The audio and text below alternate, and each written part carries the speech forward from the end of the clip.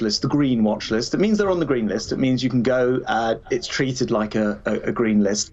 But we're just being completely open with the data that the scientists have given us and saying there are one or two concerns. It might mean that we have to perhaps respond quickly on there. So we've said it's the green watch list in order that people can see exactly what we're seeing about it. And I have to say, whoever is booking to go anywhere this summer at all, travel insurance, making sure your flights are changeable, and making sure the accommodation is changeable, all those things are going to be very, very important this particular year. Be aware there are still some things you'll need to do. You'll still need to test when you come home, for example, but it does mean that there's a little bit of relief, as you mentioned in that report, for the travel industry and, of course, for people who wish to get away. But it won't be quite like it was in the 2019 in the old days, but we're a move in a positive direction. The reason we've introduced using this watch list category is to give people a bit more visibility over it if we think things might move quicker. People are in a situation where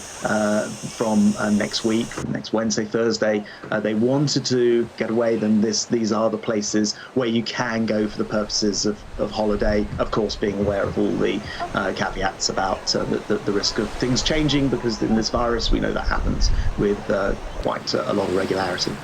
Germany doesn't have the same level of vaccinations as has happened in this country, so they'll be particularly concerned. Each country will have to come to their own decision. A country like Malta, which has a very high level of vaccination, haven't said the same thing, and other European countries will come to their own decisions, and I think I respect that. That's for them to do. But it is different in each country and largely driven by levels of vaccination that they've managed to achieve in each country.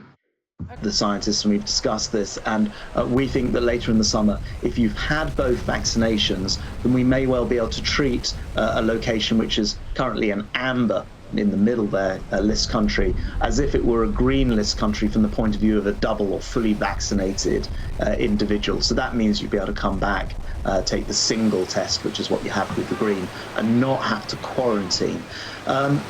We need more information and data on this, and there are some difficult issues to resolve as well with regard to, what happens, for example, for children, for those who can't be vaccinated, and of course giving everybody the opportunity to have those vaccinations. And if you're over 18 now, please book, please go and have your first jab and get the second one when you're called.